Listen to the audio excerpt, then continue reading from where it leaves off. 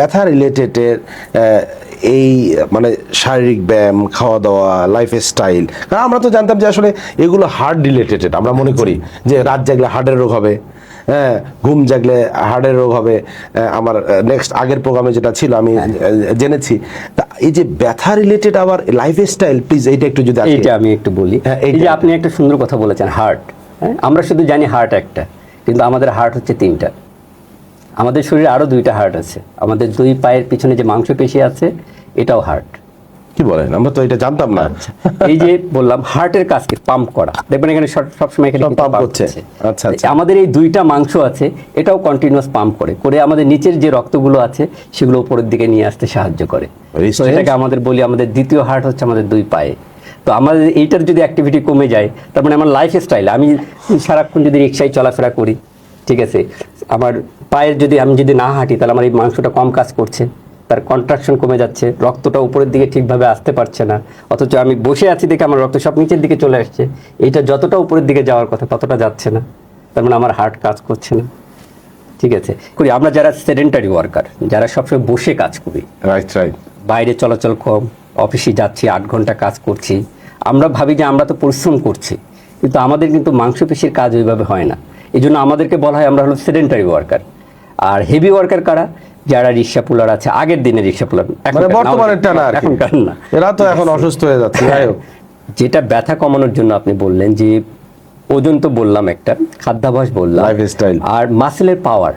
আমার যে জায়গায় প্রবলেম, সেই জায়গায় যে মাংসপেশিগুলো আছে তার ইউটিলাইজেশন, যেটা যে কাজ, সেই কাজটা কি করলে বাড়বে সেটা সম্বন্ধে জ্ঞান রাখতে হবে, শিখে নিতে হবে।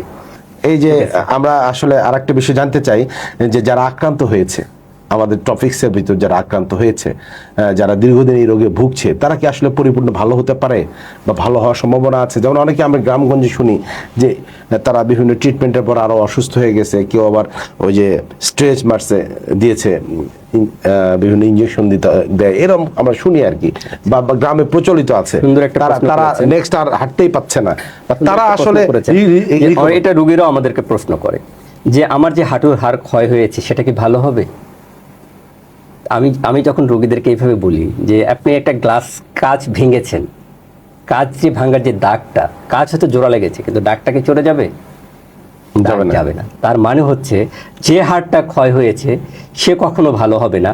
তবে আপনি যদি এই কাজগুলো করেন, যেরকম আপনার শরীরে ওজন কমান, এক্সারসাইজ যদি করেন, মাসেলের অ্যাকশনটা যদি বাড়ায় ফেলেন, তাহলে আপনার ব্যথা কমে আসবে। যেটা ক্ষয় হয়েছে সেটা ভালো হবে না, নতুন করে ক্ষয় না হয়, নতুন করে যেন ক্ষয় না হয় সেই ব্যবস্থা করতে হবে। তার মানে আপনার যে কারণে ক্ষয় হয়েছে, ওজন বেশি ছিল সেটা কমাইতে হবে, আপনার খাদ্যাভ্যাস ঠিক ছিল না সেটা কমাইতে হবে, আপনি যেভাবে কাজ করার কথা সেভাবে করেন নাই, তাহলে সেভাবে করতে হবে।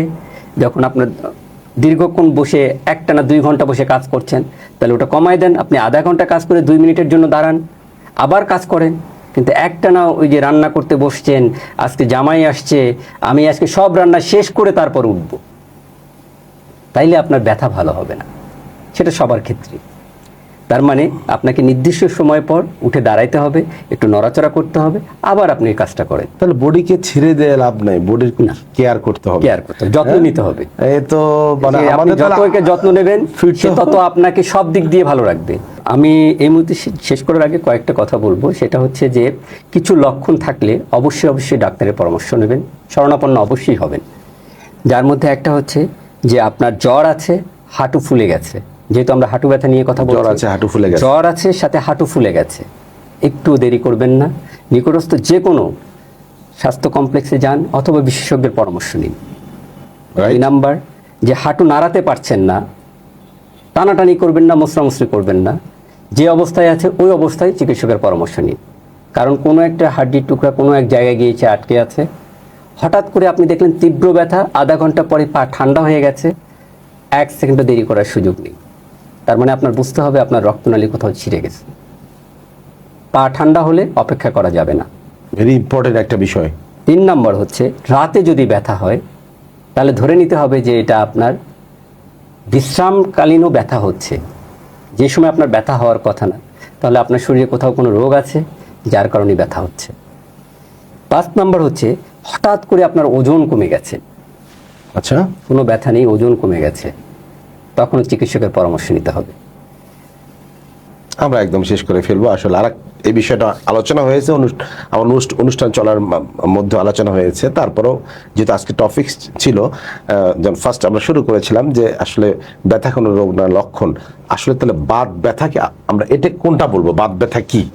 মানে বাত ব্যথা যে আমরা যে বলি, সংক্ষেপে আমি শুধু বলে নিই সংক্ষেপে জাস্ট যে আমাদের বইয়ের ভাষায় বাতের অনেকগুলো ভ্যারাইটি আছে। আমরা বাত ব্যথা বলতে যেটা বুঝাই, রিউমাটয়েড ফ্যাক্টর যদি থাকে, ঠিক আছে, সেটা অ্যাকচুয়াল বাত। এছাড়া আপনি আরেকটা কথা বলেছিলেন, ইউরিক অ্যাসিড বাড়লে ব্যথা হয়, রাইট, আমি বলেছি, যাকে আমরা বলি গাউট বলি। আচ্ছা, ইউরিক অ্যাসিড হলে জোড়ার একটা নির্দিষ্ট অংশ লাল হয়ে ওঠে, ফুলে যায়, ব্যথা বাড়ে, ঠিক আছে। তো এইটাও এক ধরনের বাত।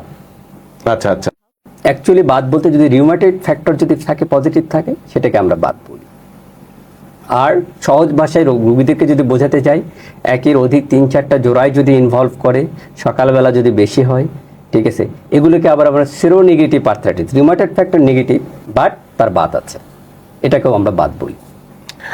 প্রিয় দর্শক, অনুষ্ঠান আমরা শেষ করে ফেলছি। আসলে ছবির বাঘটি যেমন বাঘ না, তেমন আসলে সব ব্যথায় যে আসলে রোগ না, আজকে আমরা জানতে পেরেছি।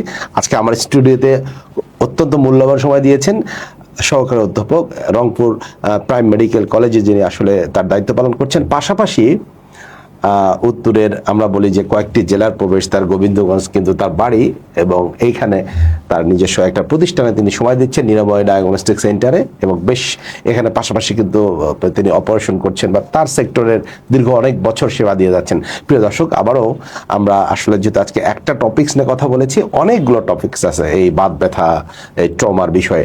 আবারও আমরা আসলে আশা করছি আমাদের প্রিয় আরিফকে আমরা পাবো। আসলে ডাক্তার শাহরিয়ার আরিফ আবারও আমার স্টুডিওতে আসবেন এবং আরও অন্যান্য যে পার্টগুলো আছে সেগুলো বিষয় নিয়ে আমরা কথা বলবো। সে পর্যন্ত সবাই ভালো থাকবেন, সুস্থ থাকবেন। তো সর্বশেষ আসলে কথা কিন্তু একটাই, সেলফ ডিপেন্ডেন্ট হতে হবে, আমাকে প্রকৃতির মাঝে ফিরে যেতে হবে, রোগের সাথে আসলে লড়াই করে রোগকে তাড়াইতে হবে, তাহলেই সুস্থ থাকা সম্ভব। আবারও সুস্থতার বার্তায় স্বাগত জানিয়ে প্রোগ্রাম শেষ করছি। আল্লাহ হাফেজ।